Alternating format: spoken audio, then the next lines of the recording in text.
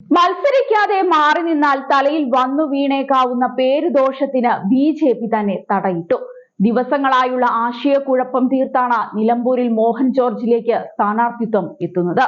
അനാവശ്യ തിരഞ്ഞെടുപ്പെന്ന് പറഞ്ഞ് ഒന്നുകിൽ മത്സരിക്കാതിരിക്കുക, മത്സരിക്കണമെന്ന് ദേശീയ ഘടകം നിർബന്ധിച്ചാൽ ബി.ഡി.ജെ.എസിന് സീറ്റ്, ഇതായിരുന്നു സംസ്ഥാന ബി.ജെ.പിയുടെ ലൈന്.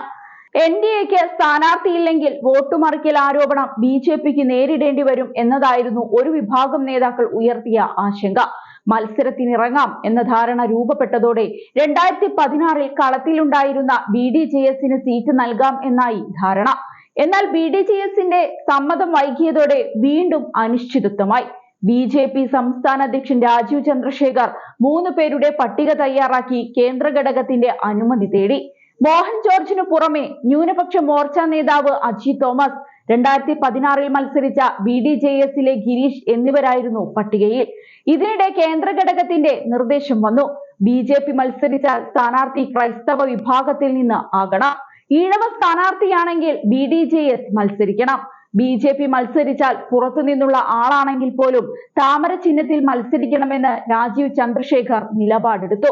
അതിനാലാണ് മോഹൻ ജോർജിന് പാർട്ടി അംഗത്വം നൽകുന്നത്. മറ്റു 2 മുന്നണികളും ക്രൈസ്തവരെ തഴഞ്ഞെന്നും തങ്ങൾ അവരെ പരിഗണിച്ചെന്നുമുള്ള വാദമാണ് ബി.ജെ.പി ഉന്നയിക്കുക. അതേസമയം ഉപതിരഞ്ഞെടുപ്പിൽ നിലമ്പൂരിലെ ബി.ജെ.പി സ്ഥാനാർത്ഥിയായി മത്സരിക്കുന്നത് അഭിമാനത്തോടെയാണെന്നാണ് അഡ്വക്കേറ്റ് മോഹൻ ജോർജ് പറഞ്ഞത്. പലരും ബി.ജെ.പിയിൽ ചേരാൻ ആഗ്രഹിക്കുന്നുണ്ട്. മോദിയുടെ പേരു പറഞ്ഞാൽ തന്നെ തനിക്ക് വോട്ട് കിട്ടുമെന്നും മോഹൻ ജോർജ് പ്രതികരിച്ചു. കെ.എസ്.സി വിദ്യാർത്ഥി രാഷ്ട്രീയം മുതൽ താൻ പൊതുപ്രവർത്തന രംഗത്തുണ്ട്. മലബാറിൽ നിന്നുള്ള പ്രതിനിധി എന്ന നിലയിൽ നേരത്തെ തന്നെ ജനറൽ സെക്രട്ടറി ആയിരുന്നു. അന്ന് പാർട്ടിയിലുണ്ടായിരുന്നവർ ബി.ജെ.പിയിൽ ചേരാൻ പറഞ്ഞുവെന്നും മോഹൻ ജോർജ് പറഞ്ഞു വെക്കുന്നു. രാഷ്ട്രീയം തീരുമാനിക്കുന്നത് സാഹചര്യങ്ങൾക്കനുസരിച്ചാണ്. നിലമ്പൂർ മണ്ഡലത്തിൽ നല്ല പ്രതീക്ഷയാണ് വെക്കുന്നത്. പല കേരള കോൺഗ്രസ് നേതാക്കളും തന്നെ ബന്ധപ്പെടുന്നുണ്ട്. വരും ദിവസങ്ങളിൽ കൂടുതൽ നേതാക്കൾ ബി.ജെ.പിയിലേക്ക് എത്തും. പി.വി. അൻവർ നിലമ്പൂരിൽ ശക്തനായ സ്ഥാനാർത്ഥിയാണ്. വോട്ട് ചെയ്യുന്നത് ജനങ്ങളാണ്. ജനങ്ങൾ തീരുമാനിക്കട്ടെ ആര് നിലമ്പൂരിനെ നയിക്കണമെന്ന്. ബി.ജെ.പി സംസ്ഥാനത്ത് ശക്തമായി കൊണ്ടിരിക്കുകയാണ്.